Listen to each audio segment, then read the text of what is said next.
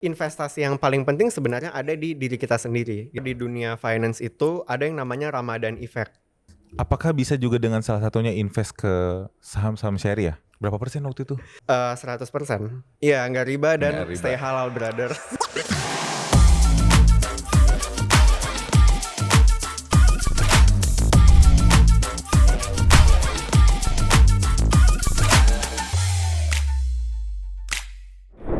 Assalamualaikum warahmatullahi wabarakatuh. Sahabat Miraset, spesial di Ramadan kali ini, gue sudah mengundang, ini ada pakar yang luar biasa, sudah terahli dan bisa dibilang oke lah ya untuk kita ngomongin tentang masalah saham syariah.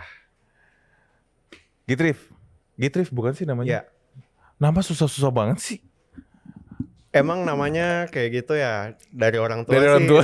Iya, kan nama itu kan pemberian orang tua kan, dan Oh iya, emang bener. namanya kayak gitu. Wah, Ya. langsung diiniin gue, langsung ceramahin. Ampun, Pak. Oke, siap. Boleh jelasin nggak sih, Git? Mungkin sahabat Miraset belum ada yang kenal siapa sih Gitrif itu? Ya, jadi mungkin buat sahabat Mirai Aset yang belum kenal, nama aku Gitrif, bisa dipanggil Git atau Trif. Aku Atau Trif, mahasiswa FEB UI, jurusan Ilmu Ekonomi Islam, Ekonomi Syariah, baru banget lulus. Oh, sudah lulus ya? Iya, sudah lulus 2023 kemarin. Oke. Aku angkatan 2019. Oke. Ya. Dan aku masuk ke FEB UI itu lewat jalur undangan. Oke. Karena waktu aku sekolah dulu SMA, aku pernah ikut yang namanya itu Olimpiade Sains Nasional bidang ekonomi. Oh, wow. Dan saat itu alhamdulillah sih aku bisa dapat medali emas, terus lanjut wakilin Indonesia ke tingkat internasional. Makanya dari FEB UI mereka ibaratnya memberikan kesempatan gitu untuk aku buat masuk ke FEB UI tanpa tes, dan dari Wow. pemerintah juga memberikan beasiswa unggulan untuk S1. Udah undangan, beasiswa, udah lulus, boleh tahu IPK-nya berapa?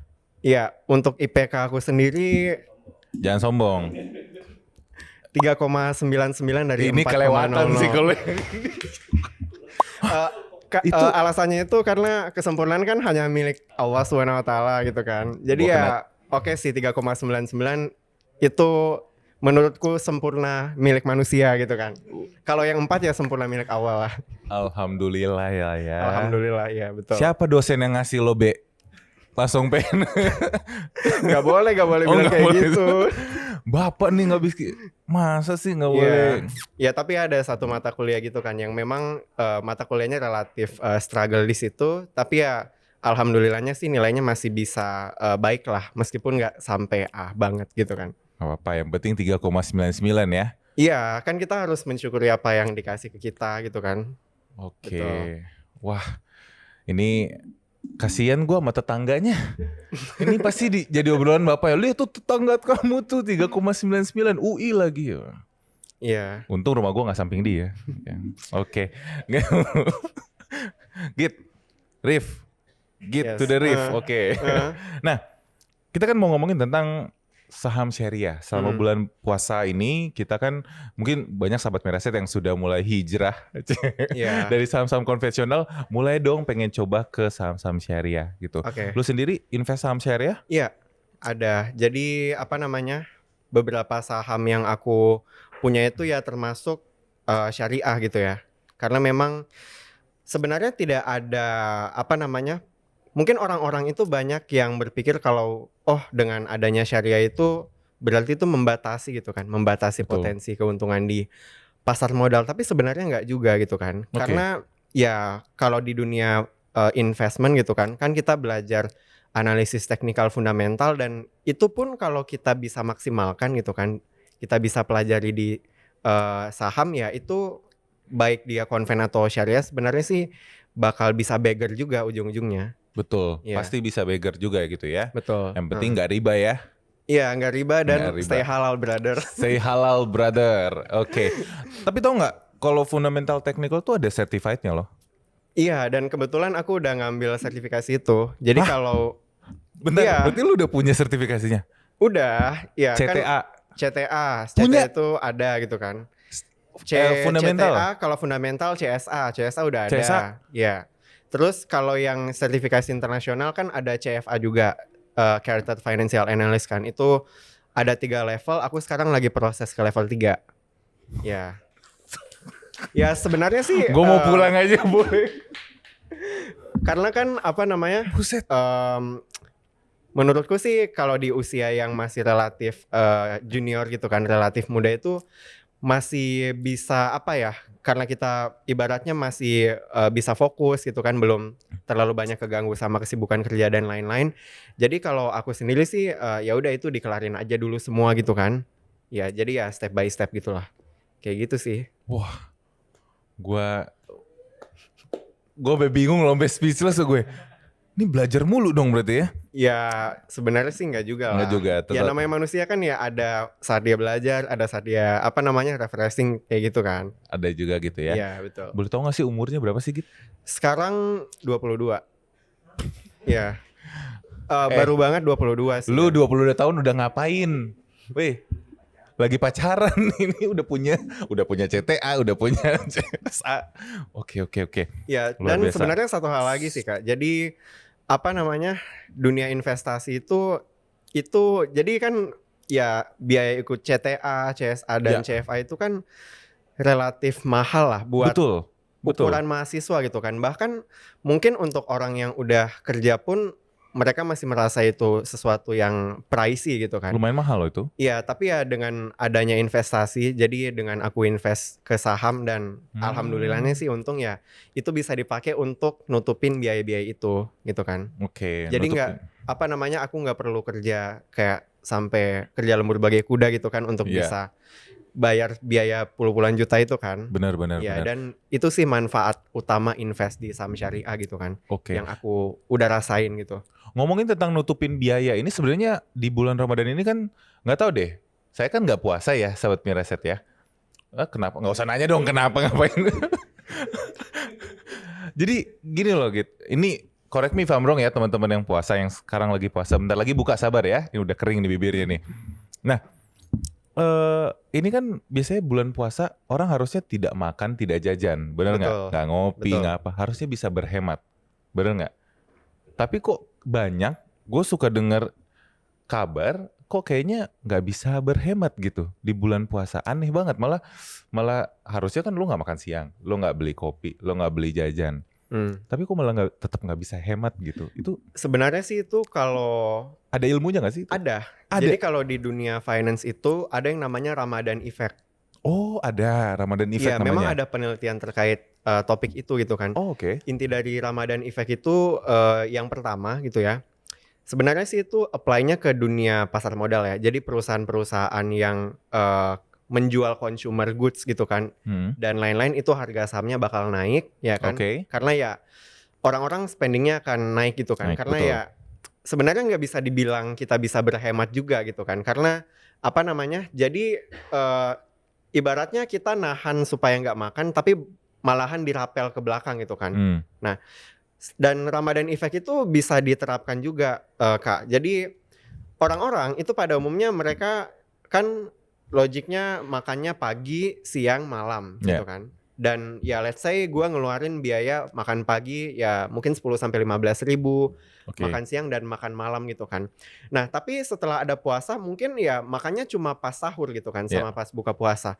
Tapi sebenarnya dengan adanya bulan puasa, bulan Ramadan itu banyak pengeluaran lain yang nggak ada di bulan bukan puasa gitu ya, di bulan yang lain. Tapi sekarang malahan jadi ada. Contohnya karena aku milenial jadi aku suka bukber sama temen gitu kan. Itu lagi benar lagi. Dan bukbernya itu ya nggak cuma sama satu temen gitu kan, nggak cuma sekali. Itu Betul. habis bukber jadwal di sini, jadwal di mana lagi gitu kan.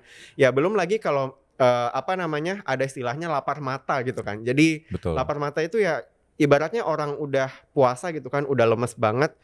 Makin banyak makanan sama minuman yang pengen mereka konsumsi gitu kan. Meskipun ya sebenarnya yang mereka makan ya cuma dikit gitu kan. Malahan ujung-ujungnya hal-hal seperti itu akan menyebabkan spendingnya justru naik.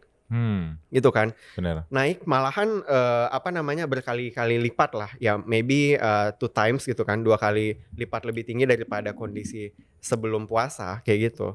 Jadi sebenarnya itu sih apa namanya, nggak hemat-hemat banget sih, dan tentu saja itu tergantung preferensi orang juga gitu kan, kayak Benar-benar. gitu. Heeh. Gua pun yang sebenarnya nggak puasa kadang ikutan tuh. Bukber SD, bukber SMP, bukber teman mantan satu, bukber teman mantan dua, gitu kan banyak juga ya temennya ya, itu ngerombol. Padahal nggak puasa gitu. Iya. Ya, nah untuk menyikapi atau mencegah yang namanya Ramadan Effect ini, ada cara-cara tips gitu nggak sih dari Iya sisi ilmu ada betul. ekonomi Jadi kalau Islam? di, ekonomi Islam itu ya sebenarnya ada juga kita mempelajari tentang financial planning gitu ya. Oh oke, Iya kebetulan itu ada sertifikasinya juga namanya CFP, itu aku udah ambil juga. guys, udah punya CFP. Ya karena Oke. kan ya CFP buat personal gitu kan, kalau yang lain kan ya buat, corporate gitu kan. Kalau di dunia finance nih Kak, itu sebenarnya, ada kita belajar terkait mengelola keuangan juga. Jadi untuk bisa mencegah supaya Ramadan Effect ini nggak terjadi, pertama kita harus alokasikan uang kita dulu di Oke. awal gitu kan. Jadi, ada satu quotes gitu ya, Mhm. kalau nggak salah itu asalnya dari Warren Buffett gitu kan. Dia itu berkata bahwa jangan pernah, konsumsi apa yang tersisa gitu kan. Tapi ya kita harus nabung dulu gitu kan. Kita harus nabung dulu baru sisanya kita konsumsi. Jadi Oke. jangan pernah nabung setelah, sisa dari Sisa. konsumsi gitu. Oke. Nah jadi sebenarnya sih kalau dari aku sendiri gitu ya, itu sebaiknya dari awal kita set sih. Jadi anggaran kita itu masing-masing berapa gitu kan. Ya let's say mungkin untuk kebutuhan pokok gitu kan, untuk kita makan yang normal dalam tanda kutip gitu kan. Ya mungkin itu sekitar let's say 50-60% lah gitu kan. Baru ya sisanya ada 40%. Nah 40% itu baru kita alokasikan ke hal-hal yang lain. Ya Mhm. mungkin, sobat Mirai Aset mungkin pengen invest di saham gitu kan, atau mungkin di instrumen yang lain gitu kan. Atau mungkin ya, kita perlu refreshing dan lain-lain, itu ya dari 40% itu. Nah Mhm. sehingga anggaran 60% itu ya dia nggak keganggu gitu kan. Nah dengan cara yang seperti itu menurut aku itu cukup efektif sih, karena aku juga, hitung-hitungan soal itu gitu kan. Mhm. Apalagi, apa namanya, aku berusaha buat bisa mandiri dari sisi finansial gitu kan. Jadi ya dengan menerapkan, konsep-konsep tadi kayak catatan keuangan pribadi gitu kan, neraca pribadi dan lain-lain, itu bisa sih mengatasi Ramadan Effect. Bisa ya. Betul, heeh. Apakah bisa juga dengan salah satunya invest ke saham-saham syariah? Iya, bisa. Jadi dengan kita invest di saham syariah itu kan sebenarnya uang kita bukan hilang kan, karena banyak orang nganggap, ngapain sih kayak investasi di aset-aset kayak gitu, gitu kan. Apakah itu maksudnya buat orang kaya doang? Sebenarnya enggak loh Kak, maksudnya invest itu buat semua orang, Ya. gitu kan. Dan, kita harusnya nggak berpikiran seperti itu. Mhm. Jadi dengan kita udah set di awal, target duit invest kita berapa ya, itu maksudnya nggak boleh diganggu gugat gitu gitu kan. Mhm. Jadi ya baru setelah itu anggaran yang tersisa kita pakai buat hal-hal yang lain, kayak gitu. Oke. Berarti lu invest saham syariah Iya, banyak? betul. Menurutku sih kalau aku lihat ya dari sisi umur aku gitu, maksudnya menurutku sih cukup oke lah. Cukup banyak berarti.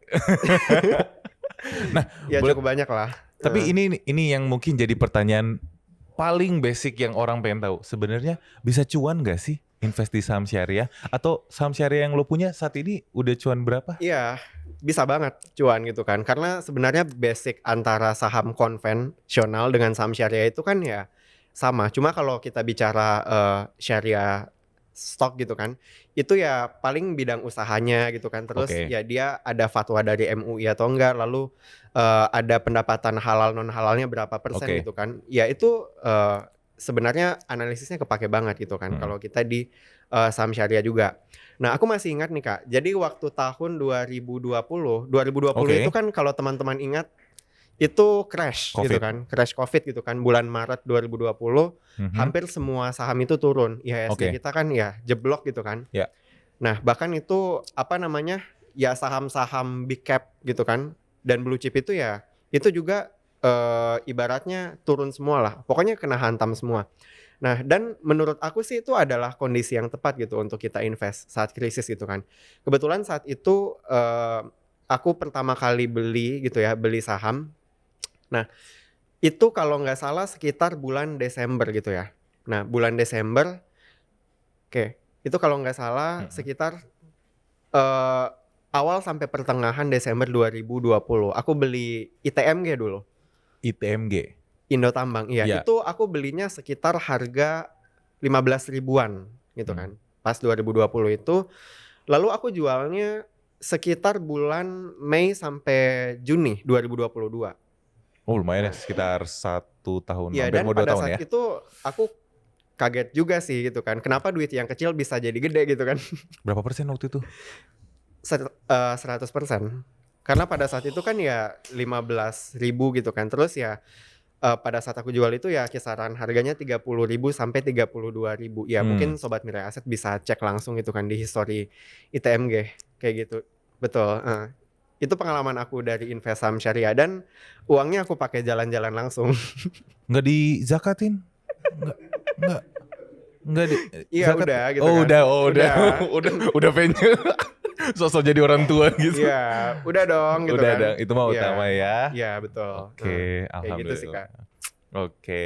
Nah, terakhir nih ada tips and trick nggak buat anak-anak muda seumuran Gitrif nih yang mungkin pengen mencoba untuk mulai investasi, siapa tahu bisa buat nambah-nambah THR gitu ya selama nanti buat Iya. Ramadan. Ada tips nggak? Ya, jadi buat teman-teman yang seumuran kayak aku, kita generasi milenial gitu ya. Buat teman-teman yang seumuran kayak aku, kita generasi milenial, saran dari aku yang pertama itu kita nggak usah dulu mikir terlalu dalam terkait aset-aset keuangan gitu. Kenapa? Oke. Karena investasi yang paling penting sebenarnya ada di diri kita sendiri gitu kan. Ada di diri kita sendiri, jadi investasi leher ke atas gitu kan. Nah, karena banyak skill-skill yang kita bisa pelajari dan dari skill-skill itu kita bisa dapat penghasilan gitu kan.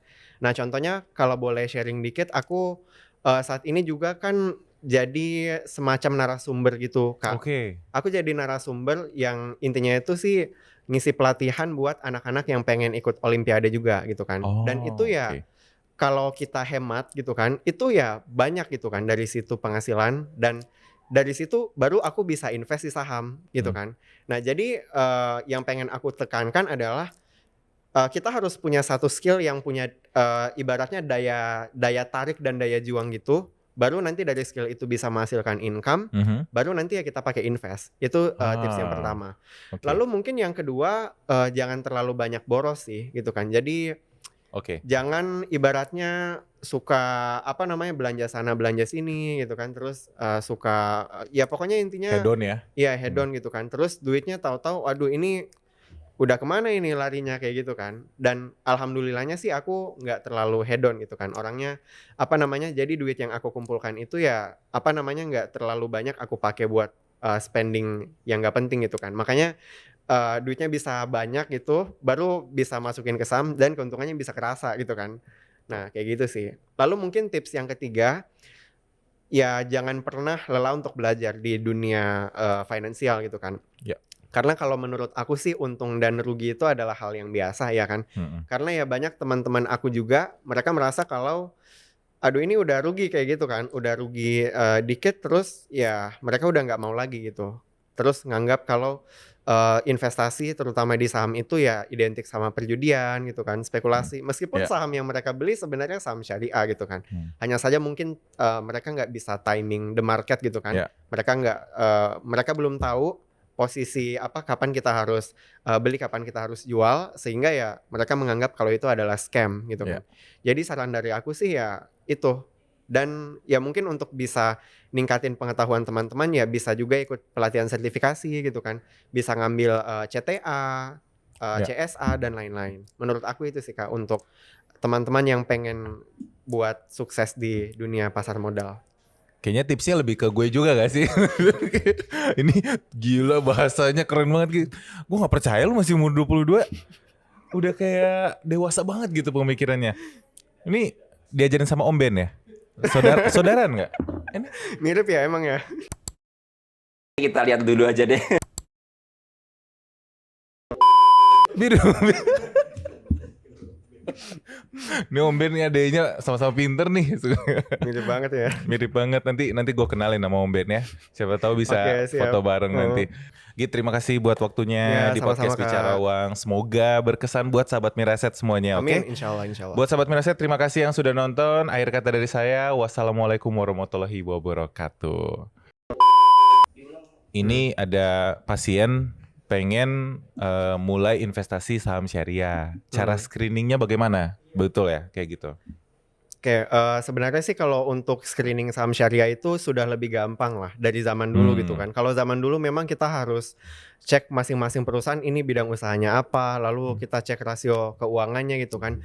Kalau sekarang kita sudah nggak perlu seperti itu lagi sih Kak. Karena setahu aku di setiap perusahaan sekuritas gitu kan, itu ya sudah ada kategorinya. Jadi setiap saham itu udah ada tagline masing-masing gitu kan. Dia itu masuk syariah atau enggak, Oke. kayak gitu. Lalu mungkin buat teman-teman yang pengen langsung invest gitu kan ke saham syariah tanpa harus lewat proses yang screening kayak gitu, ya lebih baik buka akun langsung di perusahaan sekuritas yang syariah gitu kan. Karena ya kalau kita buka akun syariah berarti kita cuma bisa invest di saham-saham syariah aja gitu kan. Sedangkan yang saham konvensional kita nggak mikirin itu kayak gitu kan. Oke. Kayak gitu sih, Miraset Kak. punya? Ada Oh gitu? akun khusus buat syariah? Oh. Ada. Sudah punya? Belum. Makanya bertanya kan? Ya, oke. Ya, oke. Nanti bisa investasi di Miraset.